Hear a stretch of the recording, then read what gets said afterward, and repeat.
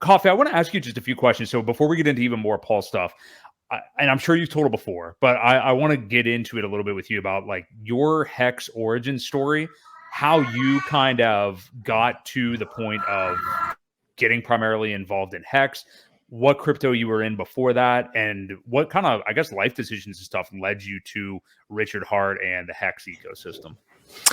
Yeah, well, I've talked about it before, but basically, I have a background in finance and tech, engineering degree, and it was mostly in white collar America for a number of years, maybe 8 or 9 years before ultimately dedicating my full life to crypto. But during those 9 to 5 rat race years for me, I was always working on some kind of side hustle. I always, from the day that I started, I saw the writing on the wall. I knew that I never wanted to be that guy with the suit and the Rolex at the the CEO position, because you could have all the money and the power in the world, but it's like, at what cost, right? So I've always valued freedom, personal self-sovereignty, financial freedom.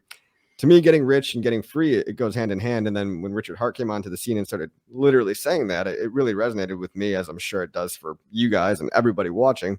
You wouldn't be here if you didn't want financial freedom. That's what it's all about.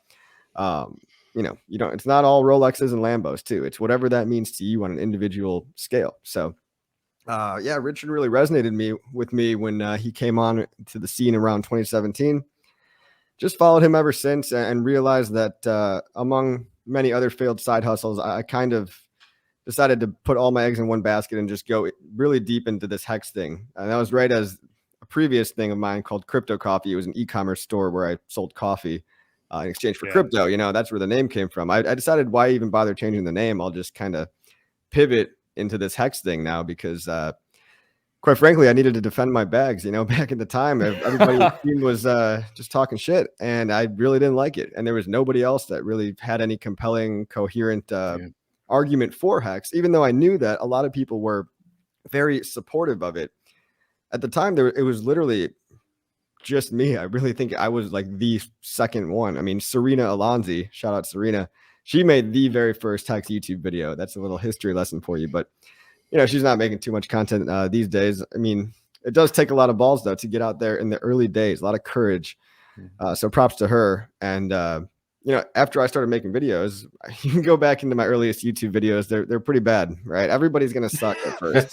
That's just a fact. And, we just kind of suck slightly less over time. So you got to start somewhere. But after I started talking about it publicly, and it wasn't just Richard, and it kind of became a more real thing, and it materialized into this whole movement. We had RG3 hexologists, dollar cost crypto, like maybe a week or two after me, just coming on board as well. And everybody was kind of forming their own narrative, forming their own channel and their own way to talk about what this Hex thing it really is. And it really just it carried me away. I mean, it took over my entire life, and it succeeded beyond my wildest imagination, and it's only just getting started. So it's you say it took over your life. Is that in a good way? I'm assuming. Good, bad, ugly. It's a whirlwind of emotions, and you guys know how this crypto game is. It's but it's not just a pure constant orgasm, and it would be weird if it was, right? Like, if everything was just great all the time, you wouldn't appreciate the moments like, today, like this giant green candle that you're seeing on the charts. Like, right, we earned that after a long, brutal bear market. So, you reap the rewards after going through all the pain, and it's not easy. People act like it's easy to get rich in crypto, or, oh, you just got lucky, but they never see the patience and the delayed gratification and the mental struggle that comes with, having to put conviction in something, and dollar cost averaging, and working away at your 9 to 5 and funneling paychecks into what you think is going to eventually change your life.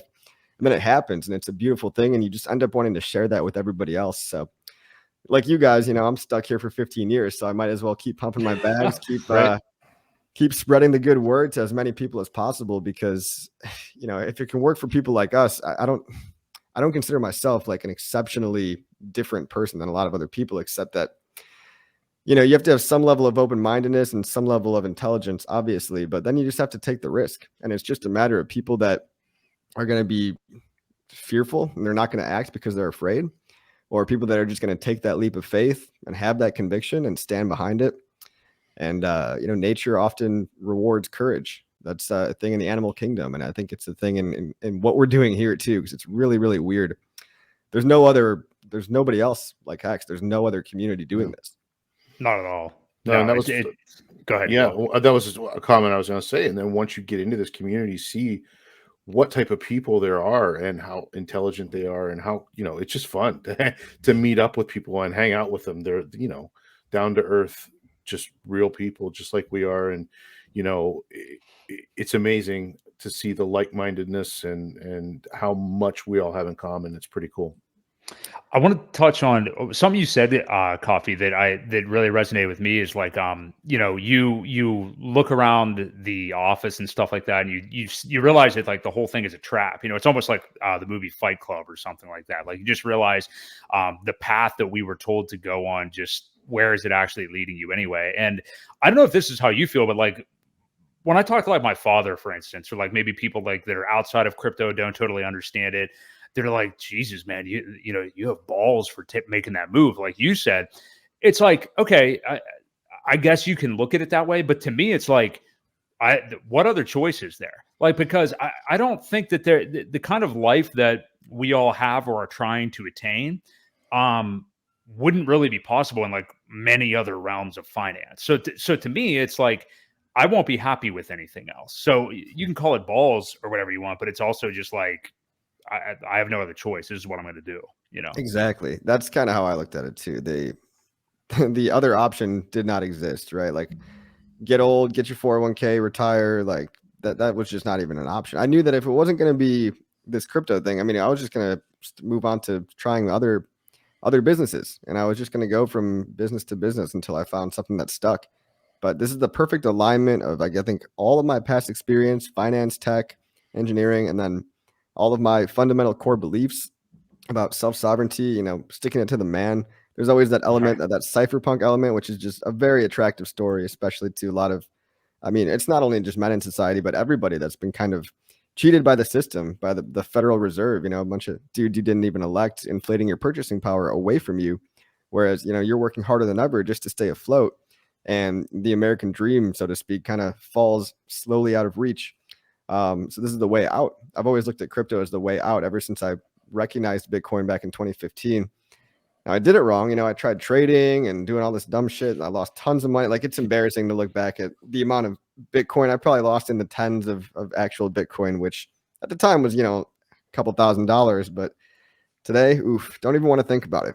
Yeah. You know, if I could have just funneled all that into Hex, but no, I ended up okay. You know, it's a game of attrition. And even if you survive in this industry for long enough and you don't quit, you know, just by being here, you can mess up a lot. And I'm trying to teach people how to save themselves from making the same mistakes I did, but you could even do exactly what I did. And if you're here for 9 years, like you're just going to do very well, I think, because it's a tricky game. Not a lot of people have the fortitude for it or the diamond hands, but you know, it all comes back to conviction and going back to the reasons that you're here in the first place. Yeah, Ewok.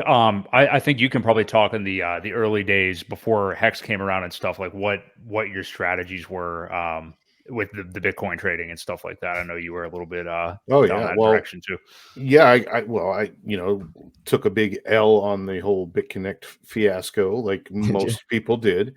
And then, you know, during the bear market, you know, following that, I figured, well, let me get a trading bot because I'm not smart enough to do it. Let me program this thing to do it. Well, not realizing that the person programming it is how it actually you get your returns. So you almost have to be smarter than what you're working with. And I did increase a lot of positions, but the price of everything went down. So, you know, I didn't come out that much further ahead than, you know, if I had just done nothing and just bought some. But yeah, I mean, it all works out. Like you said, if you stick at it long enough and are determined enough, it usually you'll come out on the good side with something that you find. And luckily we found Richard and we found Hex.